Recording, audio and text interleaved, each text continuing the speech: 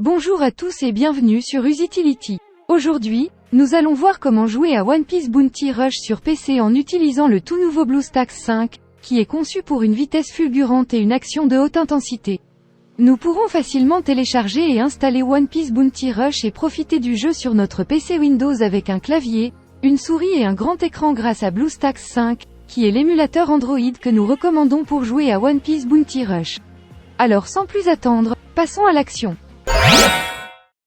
Pour commencer, chers amis, la toute première chose à effectuer est de lancer notre navigateur web habituel. Nous avons ouvert à l'écran celui que nous utilisons le plus. Rendons-nous à l'URL cliquable que je mets en surbrillance en vert. Vous pouvez la voir sur cet écran. Vous n'avez pas besoin de saisir cette URL, parce qu'il y a vous disposez d'un lien cliquable dans la description de cette vidéo et dans le premier commentaire permanent. Nous arrivons ici sur le site web de Usitility, là où nous pouvons découvrir une description approfondie sur le moyen de télécharger One Piece Bounty Rush sur un ordinateur. Nous parcourons la page et cliquons une ou deux fois sur le choix « Télécharger BlueStacks ». Une fois que nous avons cliqué sur ce lien cliquable, nous atterrissons ici sur le site internet de BlueStacks qui est l'émulateur Android que donc nous allons nous servir pour lancer à One Piece Bounty Rush sur un PC. Comme vous pouvez le constater à l'écran, l'utilisation d'un émulateur pour Android ajoute plusieurs avantages: contrôle personnalisé, instances multiples, synchronisation des instances, macros, scripts, FPS plus élevés, etc. Il est grand temps de procéder au téléchargement de One Piece Bounty Rush en cliquant sur ce bouton jouer sur BlueStacks que j'ai mis en évidence avec du vert. Nous cliquons ensuite sur le bouton. À ce stade, le téléchargement commence et s'achève sans délai. Voilà, notre téléchargement est fini. C'est un fichier à exécuter. Ce que nous allons faire est de démarrer l'installateur, par conséquent nous cliquons sur ce fichier exécutable. Si nous avons un ordinateur sous Windows 10, il nous faudra accorder la permission d'apporter des changements au système. Nous devons accepter. Je réduis mon navigateur pour bien mieux voir l'installateur.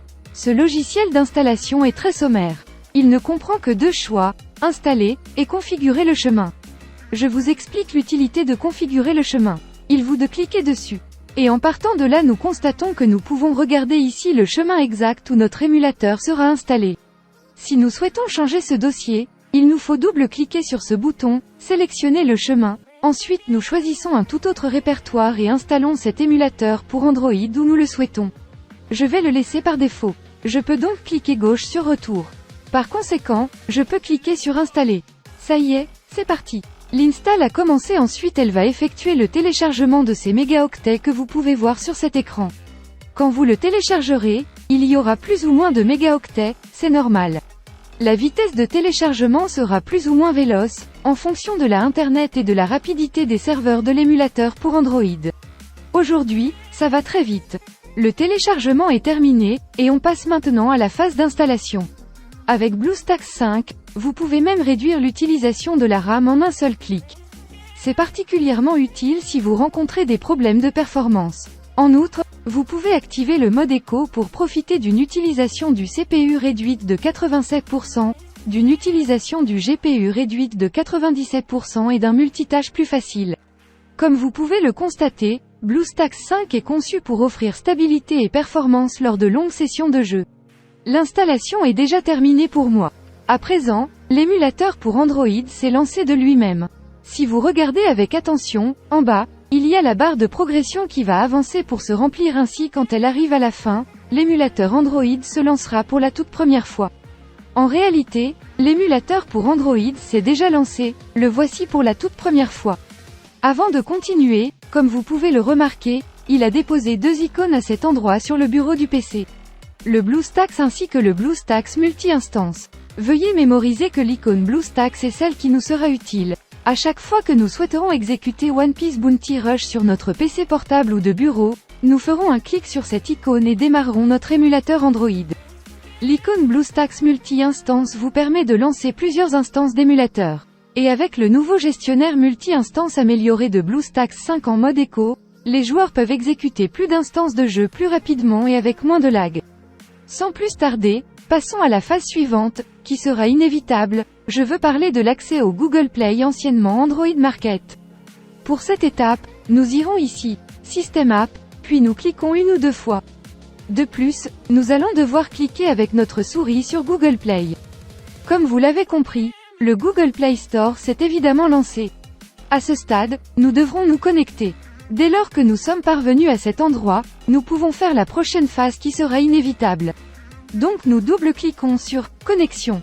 Désormais, il montre « Check-in d'info ». Il arrive quelquefois qu'il reste figé sur ce stade et donc que cela n'avance plus. Si vous êtes confronté à ce blocage, vous devriez essayer de vous connecter à nouveau dans 2 ou 3 heures, ainsi le problème sera sans doute réglé. Désormais, il nous faut saisir notre adresse email puis son mot de passe. Cette adresse mail sera impérativement une adresse email Gmail ainsi que le mot de passe qui lui correspond. À titre d'exemple, vous pouvez utiliser exactement la même adresse mail que celle dont vous vous servez actuellement pour vous connecter à votre compte YouTube.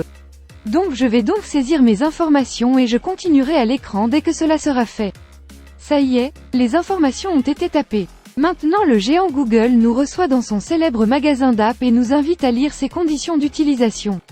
Nous devons donner notre accord en cliquant 1 ou 2 fois sur « J'accepte ». Après, il nous suggère de stocker nos sauvegardes sur Google Drive.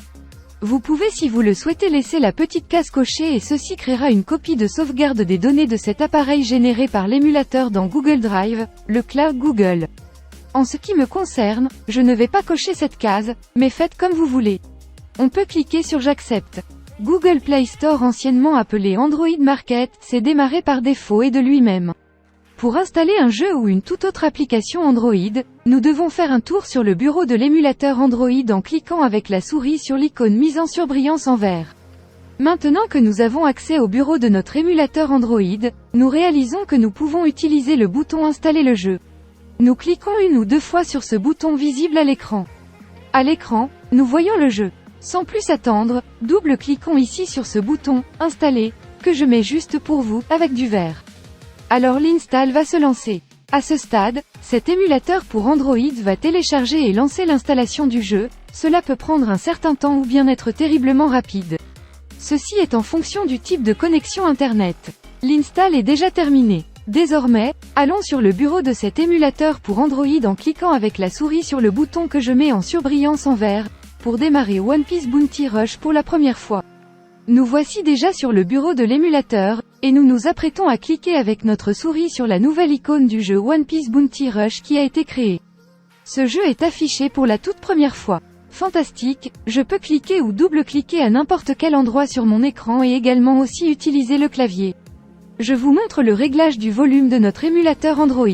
C'est juste ici. Nous disposons de l'icône d'un volume plus haut et l'icône de diminution du volume. Grâce à cela nous ne sommes pas tributaires du volume de notre ordinateur sous Windows, pour monter le son ou baisser le son de l'émulateur pour Android. Et là pour vous régaler le plus possible avec cette expérience de jeu, nous allons allumer ce moniteur externe ou écran d'ordinateur. Pour faire cela nous avons 2 choix. Je vous présente la toute première fois où nous double-cliquons sur cette icône que je vous mets en surbrillance en vert. Puis agrandissons cet écran, en gardant une bordure en haut, une à droite et une tout en bas. Quand on cherche à connaître les sensations du jeu ou une toute autre appli Android mode plein écran, on peut donc cliquer gauche sur l'icône que vous voyez ici. Et en partant de là nous aurions tout ce qu'il faut pour démarrer ce jeu en plein écran. Afin de revenir en écran normal, appuyez sur la touche F11. Alors nous sommes immédiatement retournés, sans surprise, en mode écran habituel. Laissez-moi maintenant vous expliquer le fonctionnement du mapping du clavier qui sera très captivant. De la sorte, nous pourrons nous servir du jeu plus commodément. La toute première action à réaliser est de cliquer 1 ou 2 fois sur l'icône de clavier. Et ici, vous allez pouvoir réaliser les configurations indispensables. En ce qui me concerne, je vais rester simple avec la configuration par défaut, cependant si vous souhaitez la remplacer par une autre, vous avez tout ce qu'il vous faut pour le faire sans difficulté. Comme vous l'avez sans aucun doute remarqué, l'émulateur pour Android est entièrement traduit dans notre langue. Cependant, il arrive de temps à autre que l'émulateur Android soit booté dans une autre langue, comme par exemple en chinois. À cette étape pour le remettre dans la bonne langue, nous revenons à cet endroit sur la célèbre roue dentée. Puis ici, dans Autres paramètres, nous cliquons avec la souris sur le menu déroulant, Langue. Nous devons bien entendu arrêter notre choix sur la langue que nous utilisons habituellement, français, anglais, mandarin, etc. Une fois la langue modifiée, nous sauvegardons, l'émulateur Android relance ainsi ce jeu, la prochaine fois que nous le démarrerons, nous accueillera également la langue de notre choix. À partir de maintenant, il Il existe un paramètre de plus que nous devons prendre en compte, je veux parler du fait que nous recevrons un mail email disant qu'un nouvel appareil est connecté à notre compte Google. Ce mail voudra savoir si nous sommes au courant qu'il y a eu cette connexion de l'appareil. Effectivement, c'est le cas, pas la peine de stresser, car en effet, notre émulateur Android émule un appareil fonctionnant sous Android. Et pour découvrir quel type d'appareil est EAccent-aigu-MUL EAccent-aigu, revenons là, à la célèbre roue dentée et cliquons dessus. Rendons-nous à cet endroit à l'option « Modèle ». Nous apprenons ainsi que cet émulateur pour Android simule un smartphone Samsung. Nous allons donc recevoir un mail mentionnant qu'un nouvel appareil de la marque coréenne Samsung s'est connecté à notre compte Google. C'est terminé pour cette vidéo détaillée mes amis. Je souhaite de tout cœur qu'il vous ait plu, et plus encore qu'il vous aura été utile. Si c'est le cas, accordez-lui un gentil like, abonnez-vous, et si vous désirez déposer un commentaire, des questions à me poser ou bien des suggestions, n'hésitez pas à les déposer dans la boîte de commentaires ci-dessous. Vous pouvez tout aussi bien commenter ce que vous avez aimé ou pas sur ma chaîne Twitch, je lance des live streams de temps en temps, vous disposez d'un lien vers la chaîne juste en dessous dans la description de la vidéo et dans le premier commentaire permanent. Cliquez avec la souris sur l'une des vidéos qui s'affichent sur l'écran et rendez-vous dans mes prochaines vidéos. Au revoir.